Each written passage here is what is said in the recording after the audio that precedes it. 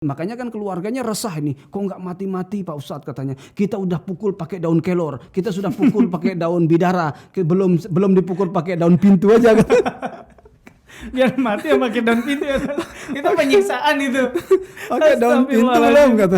Makin malam makin solih bersama amazing people. Dan malam ini kita ditemani oleh Ustadz Munawir, seorang praktisi ruqyah yang kita akan membahas tentang dunia mistis. Masya Allah.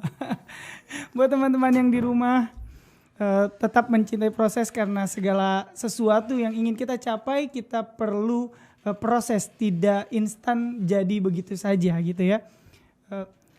Proseslah yang akan mendewasakan kita ketika kita berhasil mendapatkan segala sesuatunya gitu, termasuk jodoh, usaha. Jadi jangan instan, karena kebanyakan orang itu mau mendapatkan segala sesuatunya itu dengan cara instan. Salah satunya pergi ke pesugihan. Nah ini yang akan kita bahas malam ini nih, Ustaz. Apa sih sebetulnya itu pesugihan itu, Ustaz? Gimana, Ustaz? Kalau dari pandangan praktisi ruqyah sebagai baik ya. Ustaz, ya. Bismillahirrahmanirrahim. Jadi pesugihan itu adalah cara-cara untuk mendapatkan harta, mendapatkan kekayaan dengan instan tadi, dengan tanpa bekerja, ya, dengan tanpa bersusah payah, tanpa bekerja seperti orang-orang lain pada umumnya bekerja. Ya, pesugihan ini biasanya menggunakan bantuan jin. Nah, dia menggunakan bantuan jin, orangnya bekerja sama dengan jin, orangnya minta tolong dengan jin. Memang inilah rakusnya manusia, ya. Manusia itu rakus. Makanya sifat rakusnya ini, makanya Nabi SAW bersabda, "Lau kana libni Adam wadiyani min dhahab." Seandainya anak Adam itu memiliki 2 lembah emas saja, labtagha salisa. Dia akan meminta yang ketiganya. Dia akan minta yang ketiganya. Wa ma mala'at jawfahu illa turab. Kata Nabi SAW, tidak ada yang bisa menyumpal mulutnya itu, memenuhi mulutnya itu kecuali tanah. Makanya dalam Al-Quran, hatta zurtumul maqabir. Sampai dia masuk kuburan. Kenapa? Karena manusia ini nggak ada puasnya dengan harta itu, nggak ada puasnya dengan kekayaan itu. Bukan tidak boleh, boleh, tetapi dengan cara-cara yang dihalalkan dalam Islam. Jadi yang mereka lakukan kebanyakan adalah cara-cara instan, tidak peduli lagi mana halal mana haram. Bahkan mereka banyak menggadaikan akidahnya, melakukan kemusyrikan, ya, untuk mendapatkan harta, yaitu dengan cara pesugihan ini, melalui ritual-ritual, kerjasama dengan syaitan, ya, meminta pertolongan kepada bangsa jin dan yang lainnya. Masya Allah. Nah, itu kerjasama dengan bangsa jin ya, Ustaz. Sebagaimana di pertemuan lalu kita udah bahas bahwa bangsa jin ini berbeda dengan bangsa manusia. Mereka bisa melihat kita, kita nggak bisa melihat mereka. Nah itu cara kerjasamanya gimana, Ustaz? Apakah memang bisa? Gitu? Nah, cara kerjasamanya bagaimana? Apakah memang bisa? Ya bisa, mereka kerjasama bisa. Dari mana kita tahu mereka bisa kerjasama? Kita lihat para dukun-dukun itu kan melakukan kerjasama dengan apa dia? Dengan jin. Ya, dia membaca mantra-mantra tertentu, bacaan-bacaan tertentu, sehingga si jin itu mengabulkan keinginan-keinginannya. Bisa bekerja sama dengan jin. Permasalahannya adalah boleh atau tidak. Boleh atau tidak kan ini. Allah Subhanahu wa taala berfirman di dalam Al-Qur'an surah Al-Jin ayat yang ke-6, A'udzubillahi minasyaitonir rajim, wa annahu kana rijalun minal ins ya'udzuna birijalin minal jin fazaduhum rahaqa. Ya, Allah Subhanahu wa taala berfirman bahwasanya ada sekelompok laki-laki dari bangsa manusia, ya, meminta pertolongan, berlindung dia kepada sekelompok laki-laki dari bangsa jin. Mereka tidak mendapatkan apa-apa, melainkan akan bertambah dosa dan kesalahan mereka. Nah, jadi jin itu akan menambahkan dosa kepada manusia ini kalau dia bekerja sama dengan mereka. Nah, secara logika, gimana kita mau kerja sama gitu ya? Ngelihatnya aja enggak, Ya, makanya kenapa dilarang gitu? Bekerja sama dengan manusia yang kelihatan saja tidak sedikit ngebohongi kita. Iya, betul Ustaz. Gimana mau bekerja sama dengan jin yang tidak kelihatan? Nah, makanya Masya Allah. ini juga kalau kita baca hampir semua tafsir ya, membawakan asar gitu, mulai dari tafsir Ibnu Katsir, tafsir Al-Qurtubi, tafsir At-Tabari dan tafsir-tafsir yang lain mengenai surat Al-Jin ayat yang ke-6 ini, bahwa ada asar yang disampaikan oleh mufassir itu, dulu orang-orang Arab terdahulu nih kalau dia melewati lembah itu menakutkan, hal yang serem-serem Iya, ya, iya. mereka berlindung kepada penghuninya itu. Oh. Na'udzu bisayyidil wadi katanya. Kami berlindung, dia suaranya teriak, suaranya kencang. Kami berlindung kepada penghuni, ketua ya, lurahnya, pimpinannya lembah ini gitu. Dengan apa? Dengan supaya terhindar dari kebodohan kaumnya. Itu zaman jahiliyah. Zaman jahiliyah. Makanya ini yang dikutip oleh para ulama ya, bahwa mereka sering melakukan perlindungan padahal diajarkan perlindungan itu hanya kepada Allah Subhanahu wa taala ya. Mereka berlindung kepada apa tadi? Mereka berlindung kepada penghuni lembah-lembah. Nah, kalau kita sekarang misalnya ini sederhana ya, ada kuburan di depan tuh klakson dulu. Lewat terowongan klakson gitu ya, ada pohon besar gitu. Pohon besar klakson. Atau numpang-numpang kayak gitu. Numpang-numpang gitu. Itu sebenarnya enggak jauh beda dengan jauh beda. Orang Arab jahiliyah dulu ya. Arab jahiliyah dulu. Kenapa dia melakukan itu? Supaya tidak diganggu. Betul. Dari mana kita tahu itu? Yang harusnya dia membaca doa perlindungan. Nah, kan diajak, makanya hikmah daripada Allah Subhanahu wa taala menganjurkan kita lewat lisan Rasulnya yaitu Muhammad sallallahu alaihi wasallam, setiap selesai sholat kita disuruh baca Al-Ikhlas, Al-Falaq, An-Nas, doa perlindungan. Dulu memang Nabi sallallahu alaihi wasallam sebelum turun kedua surat ini Al-Mu'awwidzatain ini, dulu Nabi kita sallallahu alaihi wasallam berlindung juga. Tapi dengan bacaan perlindungan yang berbeda, tidak disebutkan ya. Akhirnya begitu Allah Subhanahu wa taala menurunkan Al-Ikhlas, Al-Falaq dan An-Nas ini, maka Nabi selalu berlindung dengan kalimat itu. Ada bahkan dalam hadis yang lain kita disuruh berlindung, a'udzubikalimatillahi tammati min syarri ma khalaq. Nah, ini cuman sekarang kan caranya beda. Klakson ya kan ya. Pamit-pamitan gitu ya. Atau kalau pipis sembarangan itu kan memang memang ada anjuran yang memang tidak dianjurkan ya, pipis sembarangan itu ya. Saya dapat dulu ada salah satu pasien kasus yang saya terapi itu, dia pipis sembarangan, lumpuh dia. Allahu Akbar. Lumpuh dia, diganggu oleh jinnya. Luar biasa tuh ya. Ini kan kebanyakan biasanya laki-laki ya, mana-mana ngutur aja. melipir aja. melipir dikit-dikit atau ngilangin jejak itu, ninggalin jejak. Masalahnya yang kena adalah dari bangsa mereka. Ketika dari bangsa mereka kena dan dia tidak membaca doa perlindungan, disitulah dia diganggu. Ini sering saya meruqyah kasus begini. Bahkan saya pernah ceritakan bahwa ada yang dia kentut sembarangan aja diganggu jin. Allahu Akbar, tuh iseng banget tuh jinnya tuh. Ya. Saya ruqyah kan, begitu saya ruqyah, kenapa kamu masuk dalam tubuh saudara kami? Dia bilang, saya sedang istirahat dengan keluarga saya, dikentutin sama dia kan. Masya Allah. Saat maaf, saya benerin ini. Iya, jadi ternyata memang kebiasaan orang-orang jahiliyah dulu meminta perlindungan kepada selain Allah Subhanahu wa taala. Nah, dengan adanya turunnya surat Al-Falaq dan An-Nas ini, Allah Subhanahu wa taala mengajarkan kita doa-doa perlindungan dan juga doa-doa perlindungan yang diajarkan oleh Nabi sallallahu alaihi wasallam. Supaya apa? Karena yang Maha melindungi itu siapa? Allah Subhanahu wa taala. Allahu waliyul ladzina amanu. Allah lah yang menjaga orang-orang yang beriman. Wah, iya. Jadi memang iya cukuplah Allah ya.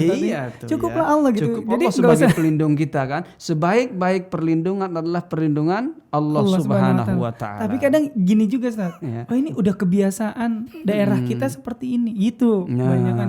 Itu enggak dibenarkan juga Ustaz. Kalau kan? Memang enggak sesuai dengan syariat. Kalau kebiasaan itu, apalagi kebiasaan itu merusak akidah ya. Apalagi kebiasaan itu menjerumuskan orang ke dalam kemusyrikan, makanya datanglah Islam itu untuk merubahnya, memberikan yang terbaik supaya betul-betul kita bertawakal kepada Allah Subhanahu wa taala. Masya Allah. Nah, gitu teman-teman sekalian ya. Oh ini kita udah dapat. Jadi nggak perlulah kita meminta perlindungan kepada selain Allah Subhanahu wa taala. Enggak usah klakson Nggak usah klakson tuh. Tenang aja, yang penting Baca kita doa baca doa perlindungan. perlindungan gitu.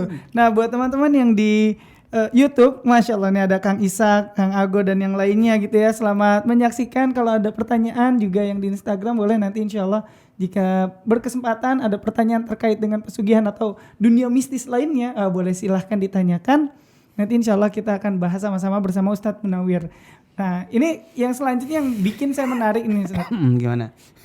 Terkait dengan pesugihan itu kan saya banyak mengetahui atau sebetulnya dengar cerita Ustaz. Jadi ada yang punya rumah makan, punya bisnis gitu ya Ustaz. Itu ada monyet, ada tuyul, gitu kan, ada babi ngepet. Itu memang betul ada seperti itu Ustaz? Iya. Atau gimana? Jadi begini, saya sendiri belum pernah ngelihat ya, belum pernah. Oh, belum pernah ngelihat. Saya udah ngerukyah ribuan orang, cuman saya belum pernah ngelihat bentuknya kayak gimana gitu ya. Seperti yang pernah kita bahas bahwa gambaran tuyul, gambaran babi ngepet, gambaran monyet dan lain sebagainya itu adalah imajinasi orang itu saja. Artinya jin itu berubah menjadi sesuatu yang pernah dipikirkan oleh seseorang ya. Dia tidak bisa berubah menjadi sesuatu yang orang itu tidak pernah memikirkannya. Makanya adanya monyet, adanya babi ngepet, tadi adanya tuyul tadi itu adalah jelmaannya. Aslinya itu adalah syaitan dari bangsa jin ya. Ini ada beberapa kasus yang pernah saya tangani kasusnya bahwa ini beberapa hari yang lalu saya pernah ngeruqyah ngerumah orang, katanya sering hilang uangnya. Sering hilang uangnya. Memang bisa Ustaz? Nah itu. Jadi sering hilang uangnya. Bahkan adalah salah satu perumahan elit di Bogor ini, saya pernah ngeruqyah gangnya. Gang. Katanya orang-orang perumahan ini suka pulang malam gitu. Begitu dia pulang malam, dia suka ngelihat babi ngepet di situ. Babi ngepet. Bentuknya babi. Bentuknya babi, gitu. Bentuknya babi dan berbarengan dengan seringnya hilang duit mereka. Warga mereka itu sering hilang duitnya. Ada juga yang ngelihat bentuknya tuyul gitu ya kan ya. Bahkan ada kan sampai ada lelucon yang beredar itu mengatakan katanya jin itu mengikuti status perekonomian orang setempat juga katanya. Kalau pendapatan per kapitanya rendah katanya jinnya juga nggak pakai baju. Nggak pakai baju gitu ya. Karena pendapatan per kapitanya rendah, nggak mampu dia beli baju. Nah artinya adalah secara asli ini wallahu alam ya, artinya jelmaannya memang iya. Dia menjelma menjadi babi ngepet, dia menjelma menjadi tuyul tadi, entah bisa menjelma menjadi kucing ngepet atau apa ngepet gitu ya. Kita juga nggak tahu, banyak ngepet-ngepet yang lainnya gitu. Akan tetapi Allah Subhanahu wa taala melalui lisan Rasul sallallahu alaihi wasallam sudah mengajarkan kita kan tadi doa-doa perlindungan supaya kita terhindar dari gangguan mereka. Jadi gitu. Tapi untuk yang memang jin itu mengambil uang manusia, uang kita gitu ya. Ini suka rumornya itu suka beredar memang di perkampungan. Salah satunya di daerah saya juga seperti itu. Katanya ini ada yang miara tuyul nih. Coba diperhatikan kalau ada pagi-pagi orang jalan tangannya ke belakang, itu katanya gendong tuyul katanya. Walaupun kan kita nggak lihat ya, Ustaz. Itu apakah memang betul jin itu bisa mengambil uang manusia dan gitu dan dia digendong sama itu? Itu apakah memang betul seperti itu? Jadi begini. Karena tadi ini adalah jelmaan dari bangsa jin, maka berlakulah bahwa Allah Subhanahu wa taala berfirman di dalam Al-Qur'an surat An-Naml ayat yang ke-39, A'udzubillahi minasyaitonir rajim wa qala ifritun minal jinni ana atika bihi qabla an taquma min maqamik. Berkata ifrit dari bangsa jin itu, saya yang akan mendatangkan singgasana Ratu Balkis itu ke hadapanmu ketika ngomong sama Nabi Sulaiman ya. Sebelum engkau berdiri dari tempat duduk. Artinya dia mampu memindahkan sesuatu. Perhatikan sesuatu itu duit tadi ini bisa dia ambil dan bisa dia pindahkan ya, bisa dia ambil bisa dia pindahkan. Nah jadi kalau ditanya tadi bisa nggak dia mengambil duit atau memindahkan suatu benda dari suatu tempat ke tempat lain, bisa karena tadi ada ayatnya. Ayatnya. Nah makanya kita bisa lihat di sini jauh loh pindahannya jauh. Bayangin ya, Nabi Sulaiman di Palestina. Ratu Balkis di mana? Ratu Balkis di Yaman. Antar negara bisa dipindahkan dalam waktu yang sangat singkat. Ana atika bihi qabla an taquma min maqamik. Saya mampu memindahkannya sebelum engkau berdiri dari tempat duduk. Wa inni alaihi laqawiyyun amin. Sesungguhnya saya kuat melakukannya dan saya dapat dipercaya. Wah. Kan dia bilang dapat dipercaya. Nah, artinya kalau kita baca tafsir-tafsirnya, jadi Nabi Sulaiman itu katanya memiliki majelis. Ya, memiliki majelis. Jadi maksudnya di sana adalah maksud jin dari bangsa Ifrit dari bangsa jin ini mengatakan begitu, sebelum Nabi Sulaiman menutup majelisnya, maka singgasana itu sudah datang, sudah ada. Dengan waktu yang sangat sehebat cepat. Itu jin, berarti ya? bisa kan memindahkan duit dari satu tempat ke tempat yang lain. Dan gak mungkin jin berbohong kepada Nabi Sulaiman ya? Iya, ini firman. Ini firman Allah, betul. Firman, kan ini firman. Berarti benar. Iya, betul. Jadi ini firman. Ini jadi firman benar. Allah ya. Iya.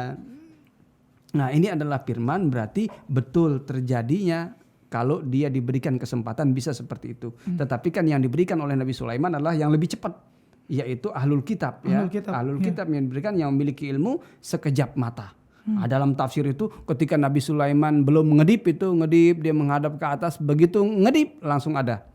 Wah, itu kehebatannya luar biasa. Kehebatan jin itu ya? Bukan jin ini. Jadi manusianya dia ahlul kitab. Tapi kalau jinnya tadi sebelum Nabi Sulaiman berdiri dari tempat atau menutup majelisnya tadi, bahwa singgasana itu sudah datang. Ini antar negara jauh.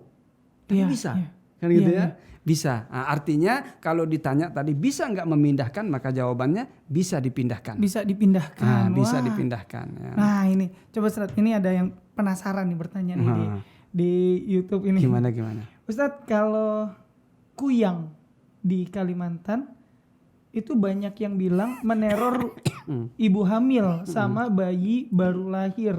Itu kayak apa ya? Jujur belum pernah lihat sendiri kuyang ya Ustaz. Saya juga baru dengar nih. Sama, saya juga nggak pernah lihat. Ini kan jelmaan aja kan, seperti yang kita pernah bahas dulu ya. Jadi dia akan merubah wujudnya menjadi sesuatu yang pernah dibayangkan orang. Karena dia mainnya di perasaan. Dia tidak bisa merubah dirinya menjadi sesuatu yang orang tidak pernah bayangkan. Kenapa kuntilanak menakuti orang Jakarta? Karena itu yang ada di otaknya. Nah, kenapa kuyang menghantui orang Kalimantan? Karena itu yang ada di otaknya. Kan berbeda-beda. Nah, kenapa bisa ada tuyul, bisa ada leak, bisa ada pampir, bisa ada yang lainnya. Di Jakarta nggak ada kuyang ya? Nggak ada.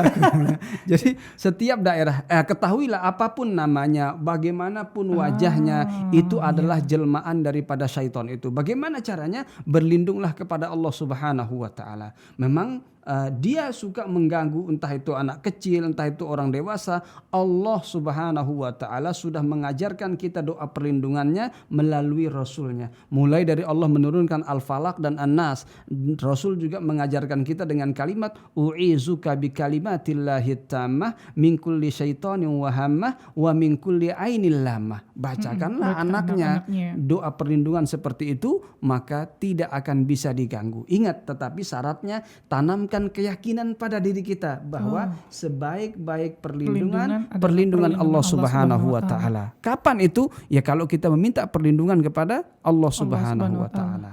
Iya, jadi memang untuk meminta perlindungan itu sangat erat kaitannya dengan akidah kita ya. Iya tuh, minta perlindungan kepada selain Allah, sementara Allah menyuruh kita meminta perlindungan kepadanya. Betul. Ya, Qul a'udzu birabbil falaq. Tuh, kita yang minta perlindungan. Nabi ya disuruh Kul, katakanlah a'udzu, aku minta perlindungan. Birabbil falaq, kepada Tuhannya waktu subuh. Nah, ini Allah yang minta loh. Nah, jadi Allah Subhanahu wa Ta'ala memerintahkan kita, memerintahkan Nabi kita, Nabi aja berlindung. Masa kita nggak berlindung gitu ya, yang jauh, yang bukan sama sekali tidak seperti Nabi gitu. Iya kan, solehnya jauh kan. Iya, solehnya jauh banget. Teman-teman yang di Instagram bisa pindah ke YouTube ya, karena mohon maaf saya nggak bisa membacakan kalau ada pertanyaan yang ada di Instagram. Jadi kalau ada yang mau bertanya silahkan pindah ke YouTube Amazing People. Dan jangan lupa di like, share, dan subscribe gitu. Ustadz, banyak kejadian orang-orang yang ikut pesugihan, yang dia datang ke pesugihan, entah itu ke gunung atau kemanapun lah. Iya, itu banyak jenisnya. Matinya susah katanya. Matinya susah katanya. Ya, itu susah banget Ustadz katanya. Entahlah ya kejadiannya macam-macam. Ada yang nggak diterima di bumi, ada yang kalau mau masukkan liang lahat badannya lebih panjang daripada lobangnya. Bangnya. Itu banyak banget. Emang ada ceritanya begitu tuh? Ada Ustaz, itu banyak. Saya dapat cerita, dapat kisah ini biasanya suka ditampilkan di acara-acara televisi itu ya. Pesugihan. Itu apakah memang betul Ustaz? Orang yang kepesugihan matinya susah. Walaupun kita udah tahu ya kepesugihan itu termasuk kepada menyekutukan Allah ya. Ya, artinya begini, saya ceritakan bahwa kematian itu adalah sesuatu yang pasti. Dia tepat waktunya, tidak bisa dipercepat dengan orang berjihad, tidak bisa diperlambat dengan orang sembunyi. Suka atau tidak suka, siap atau tidak siap, takut atau tidak takut, mati itu akan datang tepat pada waktunya. Nah, bagaimana kisahnya kalau ada orang yang dulu ceritanya ini melakukan pesugihan sehingga matinya lama? Sebenarnya tidak. Ini adalah bentuk kasih sayang Allah Subhanahu wa taala kepada hambanya, di mana Allah mempersilahkan dia segera bertaubat kepada Allah Subhanahu wa taala. 2 tahun, 5 tahun sebelum dia mati, dari sekarang dia dibikin sakit oleh Allah Subhanahu wa taala supaya Allah ingin menghapus dosa-dosanya. Kalau dia bertobat, Allah ingin menghapus dosa-dosanya. Atau kalau dia orang yang jahat tidak mau bertobat kepada Allah, berarti Allah mendahulukan azabnya lebih dulu kan ya. Itu berarti Allah udah benci banget kayaknya. Iya, akan tetapi kita berhusnuzon bahwa Allah Subhanahu wa taala kan Maha Pengampun nih. Innallaha yaghfiru dzunuba jami'a. Allah mengampuni semua dosa. Bisa jadi dosa-dosanya ini diampuni dulu oleh Allah Subhanahu wa taala sebelum dia mati. Jadi 5 tahun lagi dia mau mati. Makanya kan keluarganya resah ini. Kok nggak mati-mati Pak Ustadz katanya. Kita udah pukul pakai daun kelor. Kita sudah pukul pakai daun bidara. Belum dipukul pakai daun pintu aja. Biar mati ya pakai daun pintu ya. Itu penyiksaan itu. Pakai daun pintu belum kata. Daun kelor sudah Pak Ustadz. Daun bidara sudah katanya. Subhanallah. Pakai daun pintu belum. Nah jadi dan banyak kasus yang keceplosan juga dia. Keceplosannya begini. Saya diundang akhirnya kan meruqyah. Pak Ustadz ini gak mati-mati sudah lama Pak Ustadz. Sakitnya begini-begini terus. Dia kayak sakaratul mautnya itu berulang-ulang. Sebenarnya tidak. Mati itu akan tetap waktunya. Tetapi Allah Subhanahu wa ta'ala tadi ingin menghapus dosanya. Pernah suatu ketika itu kan. Saya ngeruqyah orang kasus begitu tuh. Begitu saya ruqyah dia.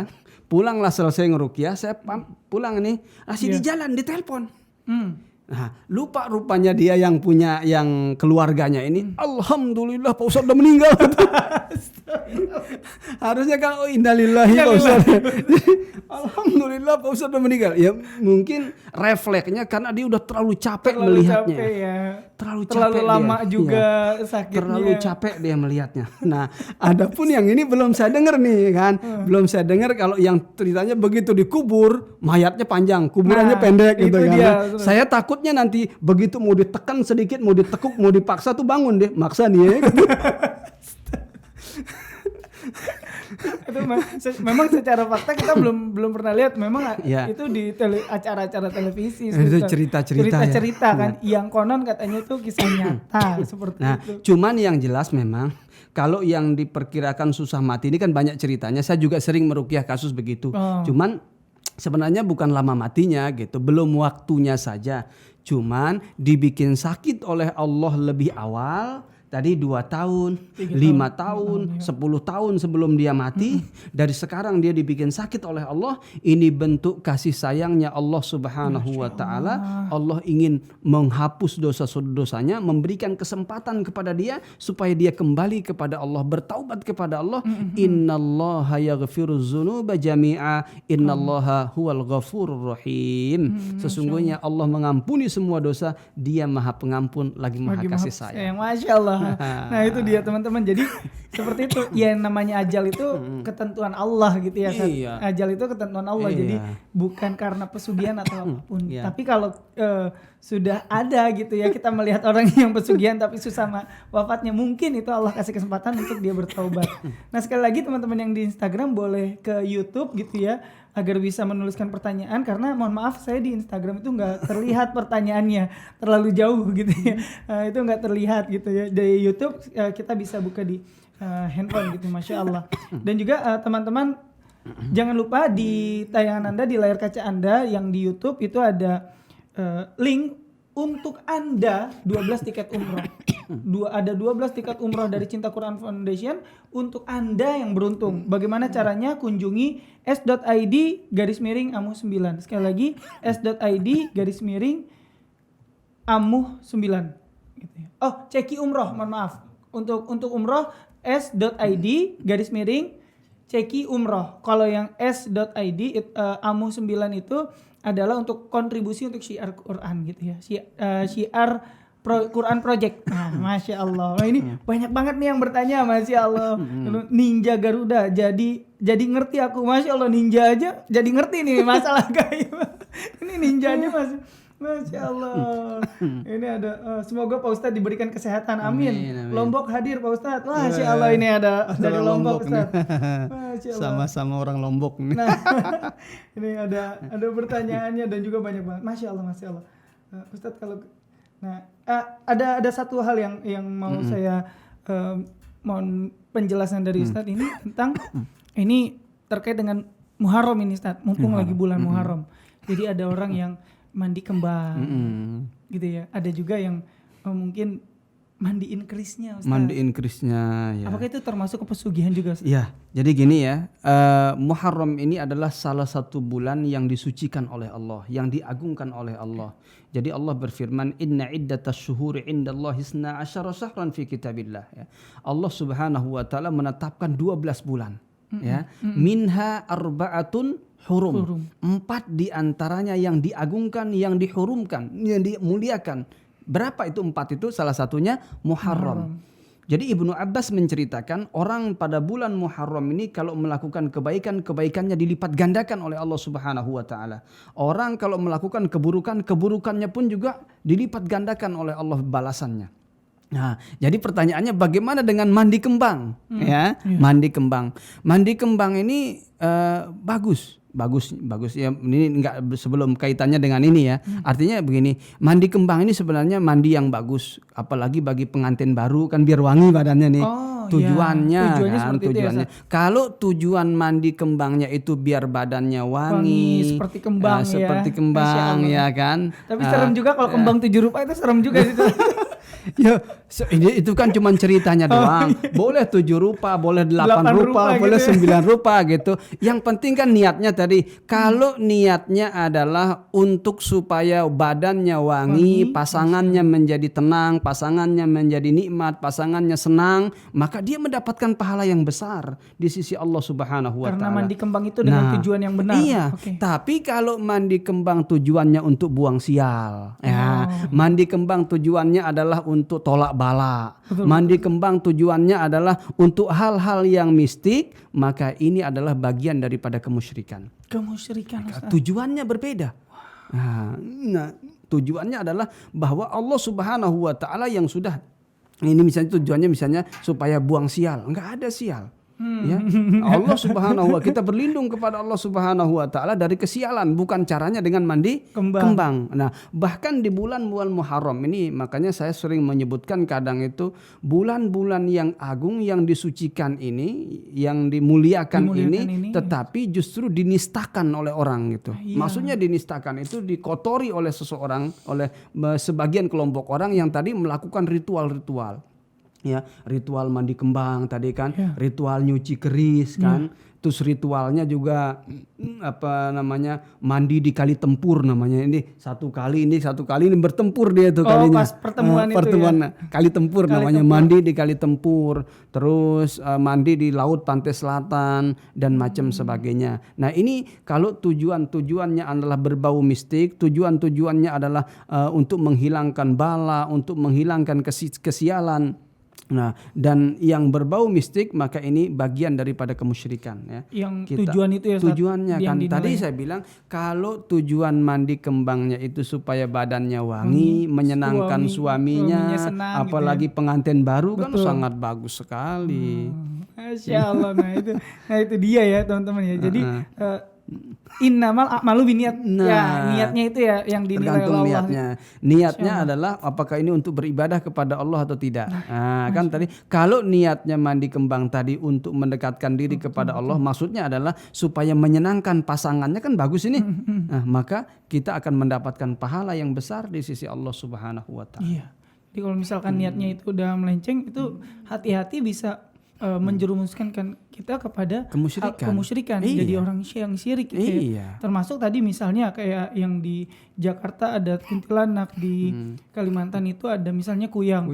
Ini bisa penangkalnya itu misalnya dengan garam atau apa yang bawang gitu ya. Nah itu ada seperti itu. Nah itu kalau misalkan kita meyakini seperti itu, apakah bisa termasuk kesyirikan juga? Iya, jadi kita menyelisihi sunnah Nabi Sallallahu Alaihi Wasallam. Karena Nabi sudah mengajarkan kita doa perlindungan. Ada kadang itu kasus begitu. Mereka menganggap bahwa jin atau setan itu takut dengan bumbu dapur. Ya kan? Ada orang ganteng-ganteng, hebat, bagus-bagus anaknya gitu, dikasih bawang putih kan ya. Dikalungi. Tiba-tiba ini ada yang datang ke tempat praktik saya tuh digotong. Begitu digotong saya lihat dia dikalungin bawang putih. Ini buat apaan saya bilang? Untuk ngusir setan. Kirain mau disangrai. Ada juga yang bawa cabai, ada juga yang bawa merica, ada juga bawa bumbu dapur ya. Tinggal kasih buah itu jadi rujak. Jadi rujak betul Ustaz. Jadi, nah ini banyak kasus-kasus seperti ini gitu ya. Jadi sekarang bagaimana caranya kita kembali kepada Allah Subhanahu Wa Taala. Kita mohon perlindungan kepada Allah Subhanahu Wa Taala. Perumpamaan orang-orang yang menggantungkan dirinya kepada selain Allah Subhanahu Wa Taala seperti laba-laba yang berlindung dari sarangnya. Bisa enggak melindungi? Enggak bisa. Hujan kehujanan. Iya. Fa inna auhanal buyuti labaitul ankabut, kata Allah. Serapuh-rapuh rumah itu rumahnya laba-laba. Tuh. Makanya Allah memberikan perumpamaan siapa saja yang mengambil perlindungan selain Allah Subhanahu Wa Taala, entah kepada siapa dia mengambil perlindungan, entah kepada manusia, entah kepada jin atau kepada siapa saja, maka perlindungan yang dia minta itu adalah seperti laba-laba yang berlindung dari sarangnya. Nggak bisa. Kenapa? Karena hujan kehujanan dia, panas kepanasan kan ya, dan juga sangat rapuh sekali laba-labanya. Bukan tempat berlindung. Nah itulah perumpamaannya. Nah kalau misalkan ini Ustaz, terkait dengan pesugihan juga, identik dengan orang-orang yang memiliki usaha Ustaz. Nah biasanya orang-orang yang menekuni praktek pesugihan dia biasanya naruh jimat-jimat, entah itu di tokonya, di tempat dagangnya atau di tempat usahanya Ustaz. Nah itu seperti apa? Ini sering juga ketika saya datang ke suatu pernah ini di daerah Bogor juga ini pernah suatu rumah makan. Begitu saya datang di situ saya ngelihat tempel-tempelan. Saya bilang ini tempel-tempelan apa gitu ya. Saya suruh dicabut. Nggak boleh. Tidak boleh kita menggantungkan nasib kita kepada sesuatu yang tidak ada hubungannya sama sekali. Jadi tuh gambar-gambar, tulisan-tulisan nggak karuan gitu. Tempel, begitu ditempel ini dari ki ini dari abah ini dari ini gitu loh. Sedangkan dia ini apa? Nggak boleh saya bilang. Tidak boleh kita menggantungkan nasib kita, menggantungkan diri kita kepada sesuatu selain Allah Subhanahu Wa Taala. Bayangkan dia nempel sesuatu, tujuannya apa? Supaya jualannya laris. Tuh. Ya kalau kita pengen laris ya promosi kan gitu. Iklan ya iklan. Endorse di Amazing Muharram. Jadi kalau pengen lancar ya begitu caranya ya. Jadi disuruh kita, bukan tidak boleh kita kaya. Bahkan banyak kan para sahabat-sahabat tuh kaya raya, bahkan dengan kekayaannya dia mendapatkan ke surga yang tingkatnya tinggi ya. Luar biasa. Kita lihat siapa, Abu Bakar, orang kaya ya. Umar, Utsman, Abdurrahman bin Auf kan, luar biasa orang-orang kaya. Jadi sahabat-sahabat Nabi yang saya sebutkan tadi itu disaksikan masuk surganya padahal dia kurang kaya. Iya, jadi orang kaya masuk surga. Orang kaya tetapi al-mubasyiruna bil jannah disaksikan masih di dunia dia sudah disaksikan oleh Nabi sallallahu alaihi wasallam dia penghuni surga. Disebutkan secara berurutan namanya oleh Nabi sallallahu alaihi wasallam. Dia kaya. Tuh kan. Tapi nggak tempel-tempel. Nggak tempel-tempel. Dia betul-betul berlindung kepada Allah Subhanahu Wa Taala, menyerahkan, bertawakal kepada Allah Subhanahu Wa Taala. Tapi terkadang tempelannya itu bahasa Arab Ustaz. Gitu. Bahkan nggak jarang, misalnya kayak sedikit kutipan dari Al-Quran kayak gitu. Iya, kadang tempelan-tempelannya itu kadang berbahasa Arab, kadang tempelan-tempelannya itu Al-Quran. Nah, perlu kita ketahui bahwa setan itu tidak takut dengan pajangan-pajangan juga gitu kan. Kan suka ada orang majang ayat kursi Oh kan. iya, di depan Sebenarnya tujuannya adalah supaya kita ingat ya. Oh begitu Supaya lihat kita baca. Kita baca. Oh, Karena Al-Quran ini. Iya, gitu, dia juga bagian dari doa perlindungan. Ayat kursi Kan Nabi betul. mengatakan kalau kita baca di pagi hari kita terlindung kan sampai sore hari kan begitu. Nah artinya adanya ayat-ayat kursi di rumah kita atau kita tempel di rumah makan ini kan udah jelas nih. Iya. Ya tujuannya adalah supaya kita ingat dan kita baca. Ingat dan kita baca. Nah, Ustaz. dan ada juga yang ditempel itu berbentuk bahasa Arab, cuman kita nggak bisa baca. Nggak bisa baca. Nah itu Iya. banyak nih Ustaz. Ada inisial huruf gitu, huruf bahasa Arab. Nah, Kadang ada yang berbentuk ikan. Nah, gitu-gitu. berbentuk macan. Ya, nah, ini adalah rajah-rajah ya yang tidak karuan maknanya dan luar biasa. Maksudnya adalah tidak begitu Nabi Shallallahu Alaihi Wasallam mengajarkan kepada kita ya. Iya. Tidak begitu Nabi Shallallahu Alaihi Wasallam. Makanya kan Nabi mengajarkan kita doa-doa perlindungan. Bagaimana caranya supaya dagangan kita laris gitu kan. Iya. Sudah diajarkan. Jadi bukan dengan cara-cara seperti itu. Nah ini adalah menjerumus kepada takutnya ini termasuk bagian daripada jimat. Orang-orang yang menggunakan jimat itu dia musyrik. Sebagaimana yang dijelaskan hadis dari Abdullah bin Mas'ud, Ibnu Mas'ud. Hadis diriwayatkan oleh Abu Dawud, Imam Ahmad, disahihkan oleh Al-Albani. Nabi SAW bersabda, Innar ruqa wat tamaim wat tiwala syirik. Sesungguhnya mantra-mantra, jimat-jimat dan guna-guna itu adalah syirik. Kita menggantungkan diri kita nih, kalau nempel ini laris. Insya Allah laris gitu kan. Iya. Dipakai Pakai insya insya Allah Allah dia. juga. Insya Allah laris katanya. Cuman dia menggantungkan nasibnya dengan tempelan. Nah, harusnya kan dia nanya ini masakannya udah enak belum? Kok gimana ya kan? Minta ahli datang Ahlinya, ya Ustaz, Masya Allah. kasih chef yang hebat Hebat, kan. Masya Allah. Terus juga di iklannya yang Diiklankan. bagus gitu kan. Dia upgrade lagi skillnya Ustaz. Upgrade ya. lagi skillnya. Nah ini dan tentunya banyak berdoa kepada Allah Subhanahu Wa Taala, maka itu akan memudahkan kita gitu. Tidak perlu pakai tempel-tempelan. Nggak usah pakai tempel-tempelan ya Ustaz. Kalau Ustaz pernah menangani atau pernah tahu gak sih Ustaz ciri-ciri orang-orang yang entah itu toko, rumah makan atau apapun yang pakai pesugihan itu seperti apa sih Ustaz? Ya. Ciri-cirinya? Jadi ada beberapa kasus di Bogor ini ya, kasus ini yang pernah saya tangani bahwa suatu ketika cerita orang-orang yang saya terapi, orang-orang yang saya ruqyah yang indigo ini, dia mengatakan Pak Ustadz rumah-rumah makan itu pada pakai semua Pak Ustadz. Oh kata orang indigo. Iya, saya bilang saya nggak berani makan Pak Ustadz katanya, kelihatan itu katanya, dia yang bisa ngelihatnya katanya. Nah kan dia sedang berobat ke saya ini kan ya. Oke. Nah akhirnya salah satu ciri-cirinya adalah makanan sebenarnya nggak enak ya, tetapi rame terus. Nah rame. Nah ini ada beberapa kasus begitu nggak enak, ya nggak enak masakannya sebenarnya nggak enak, gitu, Biasa tapi aja rame. Ya, enak gitu karena ini bagian daripada sihir sebenarnya ya, sihir yang dilakukan oleh si jin itu supaya yang tadi tidak enak Jadi rasanya enak. Yang tadi jelek jadi kelihatan yang tadi bagus. jelek kelihatan bagus ya, sebagaimana definisi sihir itu adalah sorpus syai'an haqiqatihi ila ghairi. Jadi memalingkan sesuatu kepada yang lainnya. Hakikatnya begini tetapi dipalingkan kepada yang lainnya ya. Jadi berhati-hati kita.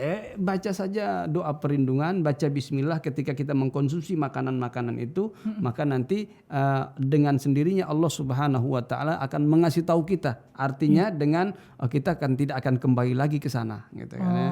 Gitu. Nah, jadi banyak ternyata kasus-kasus tadi kita ceritakan di awal bahwa orang ini tidak sabar gitu ya. Tidak sabar. Dia pengen yang instan. Akhirnya dia menghalalkan segala macam cara untuk mendapatkan mal tadi mal. Makanya disebut namanya mal ya. Mal itu bahasa Arabnya artinya Harta. condong. Oh condong. Iya, mal itu kan harta ya. Iya, Tapi artinya aslinya condong. Condong. Ini mal nih ya. Iya. Condong gitu ya. Jadi gitu, condong dia Ustaz. kepada harta. Lebih condong pada harta. Masya Allah. Kira-kira Ustaz, ketika kita sudah terlanjur kecemplung Ustaz Gimana? ke masalah pesugihan ini Pesugihan. dan kita telah mengetahui bahwa ini adalah tindakan musyrik, syirik. Ya. Apakah kita masih bisa taubat kepada Allah Subhanahu wa taala? Iya.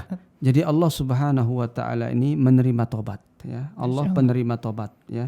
Qul ya ibadiyalladzina asrafu ala anfusihim. Jadi katakanlah kepada hamba-hambaku yang telah melampaui batas, melakukan dosa-dosa besar. La taqnatu mir rahmatillah. Jangan berputus asa dengan rahmat Allah.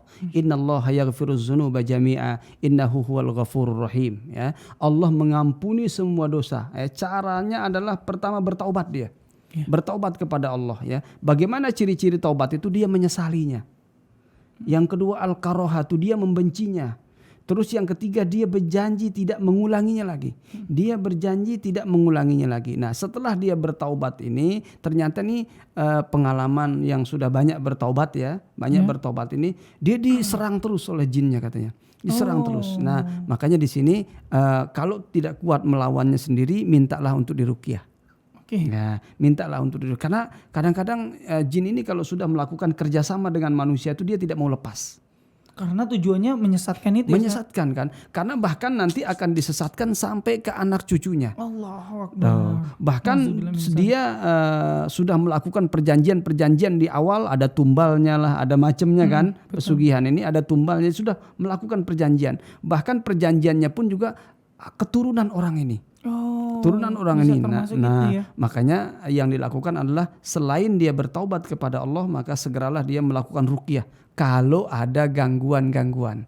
Kalau nggak ada nggak masalah. Kalau nggak ada nggak usah. Kita lawan sendiri aja. Kita bacakan doa-doa perlindungan sendiri ya. Atau kita bisa meruqyah diri kita sendiri. Dan ini yang lebih baik ya.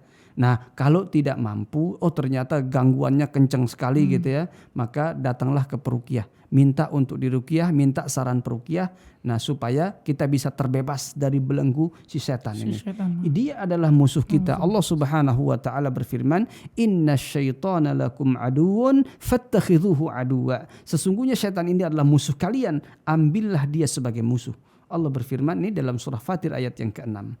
Jadi semua dosa diampuni oleh Allah Subhanahu wa taala sebesar. Yang penting jangan dibawa mati. Dosa syirik yang dibawa mati, maka Allah tidak akan mengampuninya. Innallaha la yaghfiru ayyushraka bih wa yaghfiru ma duna dzalika liman yasha.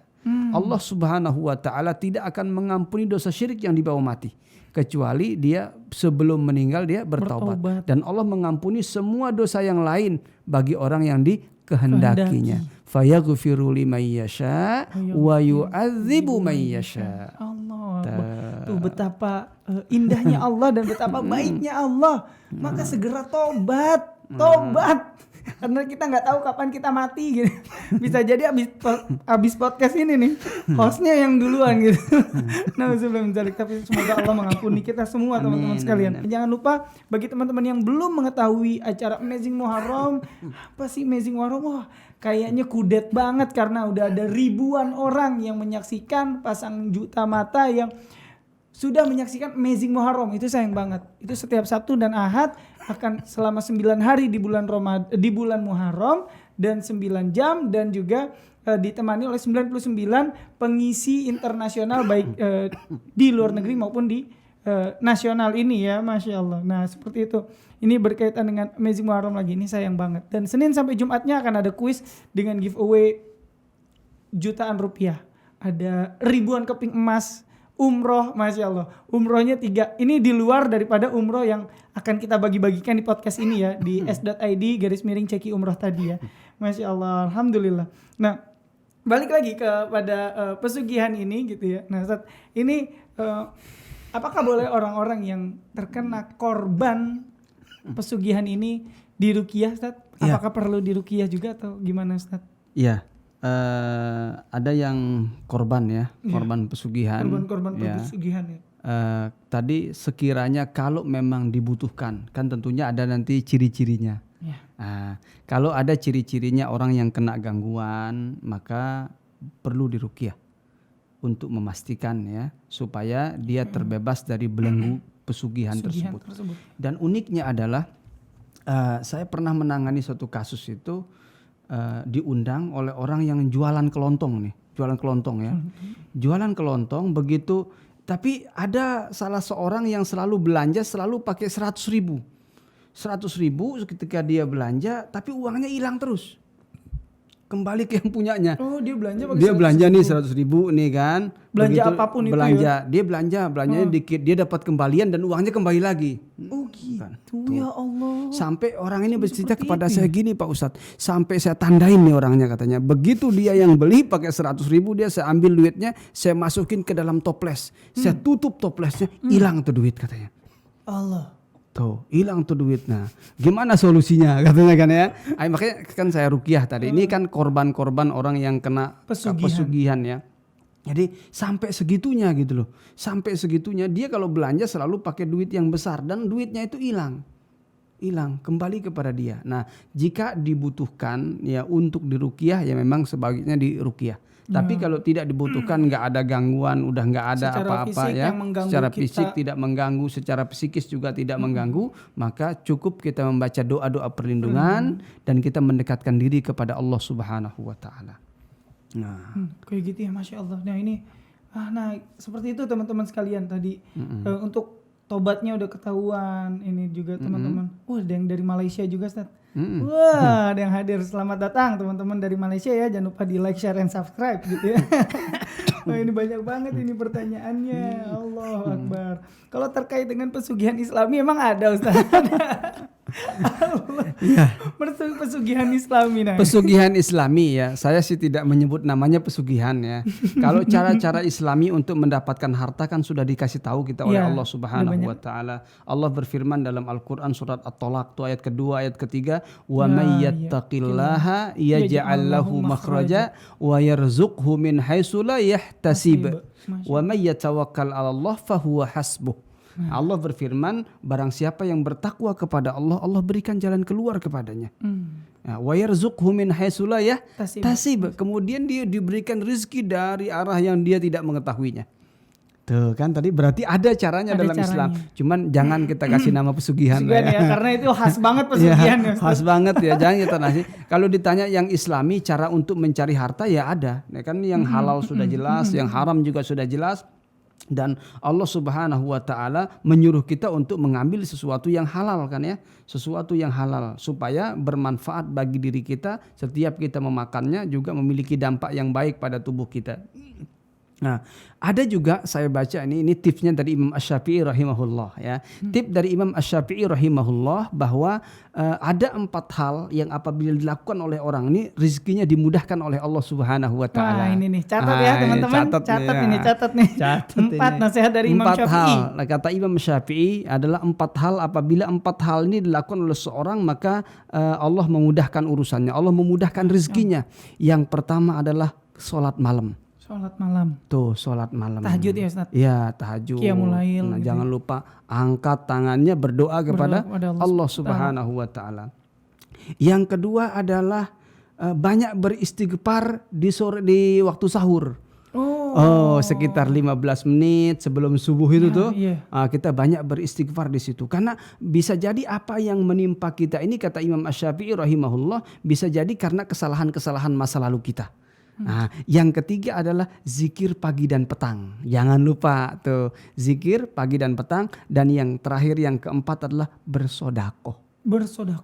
Sodakoh itu memudahkan rezeki, kata Imam Syafi'i. Nah, jadi tips dari Imam Syafi'i tadi boleh kita praktikkan ya. Yang pertama adalah sholat malam tadi, yang kedua banyak beristighfar di waktu sahur, yang ketiga zikir pagi dan petang, dan yang keempat adalah bersodakoh. Maka Allah Subhanahu wa taala memudahkan rezeki seseorang ketika melakukan 4 hal ini. Tapi ada kunci tadi kan dari Allah, bertakwa kepada Allah. Bertakwa dulu ya. Itu yang paling bagus kan, karena ini resep dari Allah Subhanahu wa taala. Bertakwa kepada Allah, Allah mudahkan urusan kita, Allah datangkan rezeki dari arah yang kita tidak mengetahuinya. Dengan mengikuti nasihat Imam Syafi'i juga kita boleh juga dengan 4 tadi. Qiyamul Lail, yang pertama qiyamul lail, salat malam, yang kedua banyak beristighfar di waktu sahur, yang ketiga zikir pagi dan petang, yang keempat bersodakoh, berbagi, Masya Allah. Nah, di mana sodakohnya? Cinta Quran Foundation. Itu bisa tinggal s.id/amu9. Wah, amu9 ada di layar kaca Anda. Masya Allah, itu tempat bersodakoh yang insya Allah karena akan disalurkan untuk syiar Quran Project ke seluruh dunia Masya insya Allah. Allah. Luar biasa nih. Berkahnya pandemi kita jadi ada Iya. kontakan dengan orang-orang yang di negara lain Ustaz. Oh, luar biasa ya. Kalau Alhamdulillah. sebelum pandemi itu sebatas Indonesia. Sekarang kita bisa menjangkau Australia, Jepang. Oh itu Masya Allah. luar biasa. Berkah pandemi. Masya Allah. Nah berkaitan dengan bulan Muharram Ustaz. Ini kan banyak banget penyelewengan ya Ustaz. Padahal kita banyak dibahas oleh ulama gitu bahwa di bulan Muharram ketika kita mengerjakan kebaikan itu akan Allah lipat gandakan ganjarannya. Pun juga demikian ketika kita berbuat maksiat gitu kan ya. Tapi kok masih ada aja nih orang-orang yang kayak tadi ya cuci keris atau tolak bala itu di bulan Muharram itu gimana Ustaz? Iya. Jadi ini sudah menjadi tradisi ya. Iya. Tradisi masyarakat kita kan terutama masyarakat Jawa ya. Namanya Syuro, bulan Muharram itu kan disebutnya bulan Syuro ya. Syuro. Pada bulan Syuro ini banyak ritual-ritual yang mereka lakukan dan kebanyakan ritual-ritual ini adalah menjurus kepada kemusyrikan. Tetapi tadi seperti nyuci keris ya, mandi kembang, seperti tolak bala ya, ada ritual-ritual tolak bala. Terus berikutnya juga ada ritual-ritual yang ke gunung dan ke kuburan-kuburan keramat dan macam sebagainya. Dan ini adalah bagian dari dikhawatirkan menjerumuskan kita kepada kemusyrikan. Dikhawatirkan ya. Iya kan kalau niatnya tidak benar. Tadi balik ke niat kalau lagi niatnya datang misalnya ke kuburan hanya untuk mengingat mati kan boleh kita kan ya. Ziarah ke kuburan ya untuk mengingat mati kan ini justru berpahala. Nah, tetapi kalau dia pilih kuburan keramat siapa, tadi ya, gitu, kuburan keramat, ya ini adalah berbahaya, menjerumuskan kita kepada kemusyrikan. Nah, makanya pesan saya kepada semuanya ya, kepada para pendengar semuanya bahwa lakukanlah hal-hal atau aktivitas-aktivitas yang dicontohkan oleh Nabi Sallallahu Alaihi Wasallam ya. Karena dari bulan Muharram ini bulan yang diagungkan. Sebagaimana tanah haram, Masjidil Haram. Sholat satu kali sholat 100.000 kali di masjid luar. Ini Allah memuliakan tanah haram gitu. Begitu juga dengan bulannya yang haram. Jadi Allah Subhanahu Wa Taala memuliakannya. Jangan sampai kita melakukan ritual-ritual yang bertentangan dengan syariat kita, syariat Islam. Nah itu dia ya Ustaz ya. Itu yang ngeri betul-betul ngeri. Kembali lagi tadi perkokoh akidah kita menjadi akidah Islam sehingga kita bisa menjalankan yang sesuai dengan syariat kita gitu. Nah terkait dengan bahayanya pesugihan ini Ustaz, bolehlah kita minta nasihat dari Ustadz terkait dengan bahayanya pesugihan ini Ustaz. Ya baik ya, kepada semua para pendengar dimanapun Anda berada. Jadi yang pertama adalah nasihat saya, tingkatkan ketakwaan kepada Allah Subhanahu Wa Taala ya. Karena ketakwaan ini, orang ini kan ukurannya adalah takwa. Inna akramakum indallahi atqakum. Yang paling baik, yang paling mulia di antara kalian adalah yang paling bertakwa. Kemudian tadi Allah berfirman, wa may yattaqillaha yaj'al lahu makhraja wa yarzuqhu min haitsu la yahtasib. Ingatlah, ini adalah firman Allah. Ingatlah, hanya dengan mendekatkan diri kepada Allah, kita takwa kepada Allah, Allah akan berikan jalan keluar dan Allah Subhanahu Wa Taala akan berikan rezeki. Nah, kemudian yang ketiga adalah bersabarlah. Jangan mengambil jalan-jalan pintas. Pilihlah yang sudah jelas-jelas dihalalkan. Masih banyak sekali cara-cara yang halal. Jangan menempuh cara-cara yang haram. Ketahuilah bahwa Nabi Sallallahu Alaihi Wasallam bersabda, Innal halala bayyinun wa innal harama bayyinun. Yang halal itu jelas, yang haram itu juga sudah jelas. Dan ketahuilah juga Allah tidak akan menerima kecuali yang baik. Carilah dengan cara-cara yang baik, cara-cara yang dihalalkan oleh Allah Subhanahu Wa Taala, sehingga ketika kita mengkonsumsi hasil usaha kita ini, kita mendapatkan pahala dan dampaknya dalam tubuh kita juga baik. Kita menjadi bersemangat beribadah kepada Allah Subhanahu Wa Taala. Ya, semangat kita beribadah kepada Allah Subhanahu Wa Taala. Kenapa? Karena makanannya makanan yang halal. Akan tetapi Sekali lagi, kalau makanan itu makanan yang haram, segenggam saja masuk ke dalam perut kita, 40 hari tidak diterima taubat kita. Tidak diterima doa kita selama 40 hari oleh Allah Subhanahu wa taala. Dan yang jelas adalah kalau ada sedikit pun dari kulit kita yang tumbuh, dari daging kita yang tumbuh dari yang haram, maka neraka tempatnya. Kullu lahmin nabata fihi suhut fannaru aula bih. Setiap daging yang tumbuh dari sesuatu yang haram, maka neraka lebih utama baginya. Ketahuilah, saya tutup nasihat ini dengan kejadian ya, bisa dibaca di semua kisah yang menceritakan tentang kisahnya Abu Bakar As-Siddiq radhiyallahu an. Suatu ketika beliau minum susu.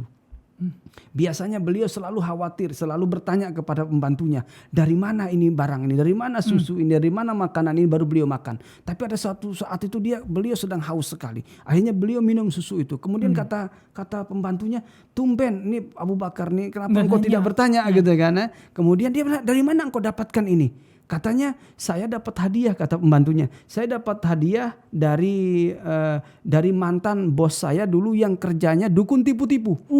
Wah, langsung Abu Bakar itu memuntahkannya, memasukkan tangannya ini ke mulutnya, dimuntahkan semua isi perutnya.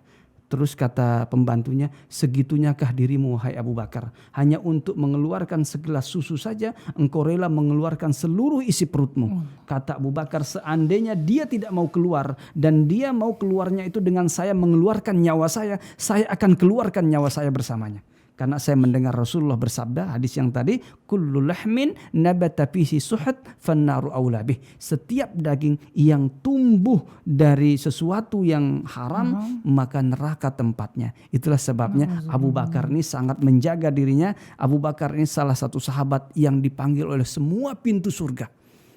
Semua pintu surga memanggilnya. Kenapa? Karena dia menjaga dirinya dan mendekatkan diri kepada Allah Subhanahu wa taala. Artinya kita sebagaimana manusia ini bisa juga seperti Abu Bakar bisa. Ketika kita mau menjaga diri kita. Bisa. Kita berusaha. Makanya kan Nabi SAW juga bilang kepada kita bersabda ya, iza sa'altumuhu fas'alul firdaus. Apabila kalian berdoa, mintalah surga firdaus. Paling tinggi ya. Oh iya, jangan minta di emper-emperannya. Gak apa-apa, saya di pinggiran surga juga. Loh, minta di emperannya nanti melenceng kemana melencengnya kan? Iya. Kalau mintanya Firdaus melenceng-lenceng ke surga Naim gitu ya. Iya. Nah, jadi disuruh kita begitu. Artinya adalah surga Firdaus itu surganya para nabi, ya kan ya? Kita disuruh minta supaya kita bersama para nabi di sana. Makanya kan Nabi juga SAW bersabda dalam sebuah hadis yang diriwayatkan oleh Imam Bukhari kan, ana wa kafilul yatim fil jannati kahatain. Saya dan orang-orang yang menanggung biaya anak yatim ini di dalam surga itu seperti dua jari. Berarti bersama Nabi dia nanti. Karena di surganya Nabi itu sudah jelas, surga Firdaus. Kan gitu ya. Subhanallah. Alhamdulillah. Masih bisa kita gitu. Apalagi seperti sama dengan Abu Bakar, sama dengan tempat tinggalnya bersama Nabi aja kan tadi dijanjikan oleh Nabi Sallallahu Alaihi Wasallam. Masya Allah, alhamdulillahirabbil alamin Ustaz. Wah, ini mohon maaf bagi teman-teman yang pertanyaannya belum sempat terbaca karena memang waktunya sudah sampai di sini gitu ya. Nah, tapi tidak lupa saya akan mengingatkan kepada teman-teman yang belum mengetahui tentang informasi Amazing Muharram, kita akan hadir selama bulan Muharram di hari Sabtu dan hari Ahad jam 1 siang sampai jam 10 malam itu di channel Cinta Quran TV. Ada banyak hadiah di sana, ada banyak giveaway di sana.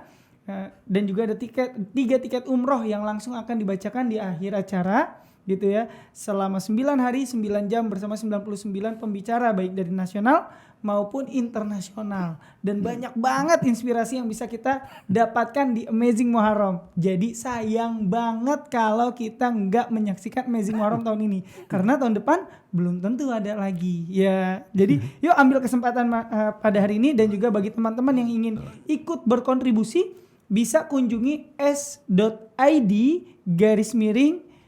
/AMUH 9. Oke, AMUH 9 angka 9 ya. AMUH angka 9 gitu. Itu akan disalurkan kepada donasi Syiar Quran Project.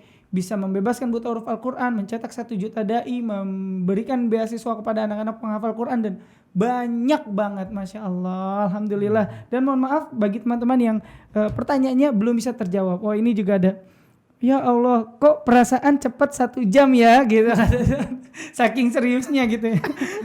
Kapan-kapan bahas tentang aliran sesat biar gak tersesat dong Om Jof katanya. Iya insya Allah Mbak Ambarwati ya. Masya Allah mudah-mudahan kita bisa bahas tentang aliran sesat. Seperti apa aliran sesat dan sebagainya. Masya Allah. Terima kasih teman-teman yang sudah menyaksikan di Instagram maupun di YouTube. Mohon maaf kalau ada perkataan dan sikap kita yang kurang berkenan. Saya Jovan pamit undur diri pada hari ini. Wassalamualaikum warahmatullahi wabarakatuh. Waalaikumsalam warahmatullahi.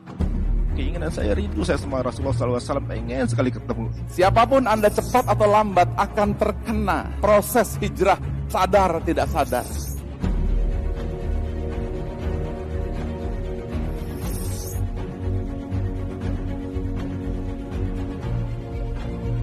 Teman-teman tapi harus berjuang untuk memajukan peradaban Islam. Ada tabi'in pulangnya 30 tahun sekali, tapi anaknya itu jadi ulama, namanya Rabi'ah Ar-Ra'i. Itu adalah salah satu guru dari Imam Malik.